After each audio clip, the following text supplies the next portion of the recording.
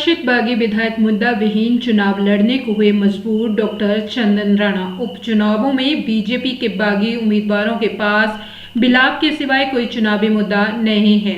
हमीरपुर में Congress media centre में आयोजित प्रेस वार्ता में युवा कांग्रेस के मीडिया सेल के चेयरमैन डॉक्टर चंदन राणा ने बागी विधायकों से सवाल करते हुए पूछा है कि इन बागी पूर्व विधायकों के पास क्या मुद्दा है जिसके साथ वे चुनाव लड़ रहे हैं। हमीरपुर के 2 उपचुनावों में बागी विधायक सार्वजनिक करें कि वो खुद कितनी बार अयोध्या जाकर राम मंदिर के दर्शन करके आए हैं। दोनों बीजेपी उम्मीदवार जो पहले अग्निवीर का विरोध करते थे, अब वो अग्निवीर पर प्रतिक्रिया दें। ये बताएं कि वो अब अग्निवीर पर प्रधानमंत्री मोदी के साथ या जिले के युवाओं के विरुद्ध हैं। ये बागी बीजेपी उम्मीदवार जो पेपर लीक पर पूर्व मुख्यमंत्री जयराम ठाकुर का विरोध करते थे, अब ऐसी क्या मजबूरी आ गई कि जयराम ठाकुर के हाथों बीजेपी के पटके गले में पहनकर पेपर लीक को भूल गए हैं। बागी विधायक जो डबल इंजन सरकार के पहाड़ों में हाँफने की कसीदे पढ़ते थे, अब उन्हें डबल इंजन का वास्ता देकर क्यों वोट मांगने पड़ रहे हैं। 2019 चुनाव में ऊना हमीरपुर रेलवे पर सांसद से प्रश्न पूछने वाले आज उन्हीं सांसदों के नाम पर वोट मांगने को क्यों विवश हैं। बागी ये बताएं कि धर्मशाला में आयोजित किए जा रहे आईपीएल मैचों का आयोजन एचपीसीए कर रही है या कोई और प्राइवेट लिमिटेड। बागी उम्मीदवारों के सोशल मीडिया हैंडल आज भी ये दिखा रहे हैं कि वे नोटबंदी, कोरोना और महिला कुश्ती खिलाड़ियों के उत्पीड़न पर मोदी सरकार से सवाल करते थे, लेकिन अब कांग्रेस छोड़ बीजेपी ज्वाइन करने के बाद इन मुद्दों पर इनका क्या वक्तव्य है। दुनिया का सबसे बड़ा लोकतांत्रिक देश भारत, जो लोकतंत्र के सबसे बड़े उत्सव आज चुनाव से गुजर रहा है।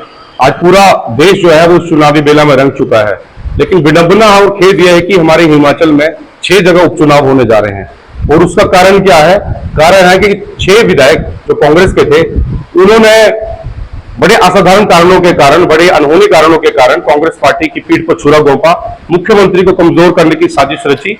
और जो ये 6 चुनाव होने जा रहे हैं, इनमें उनके पास बोलने के लिए कुछ नहीं है और बड़े ही हास्यास्पद से और बड़े ही असाधारण से कारण है जिन पे वो चुनाव लड़ रहे हैं। और चुनावी भाषणों की उनकी बात करें तो 25 बार मुख्यमंत्री का नाम लेते हैं और 2 बार अपने लिए वोट मांगते हैं।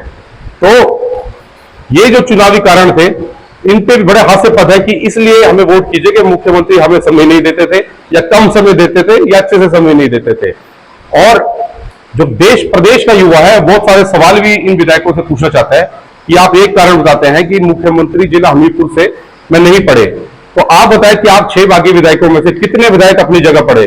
क्या इंद्रजीत लखनपाल जी बड़सर में पढ़े? क्या राजेंद्र राणा जी सुजानपुर में पढ़े? क्या सुधीर शर्मा जी धर्मशाला में पढ़े? क्या रवि ठाकुर जी लाहौल स्पीति में पढ़े?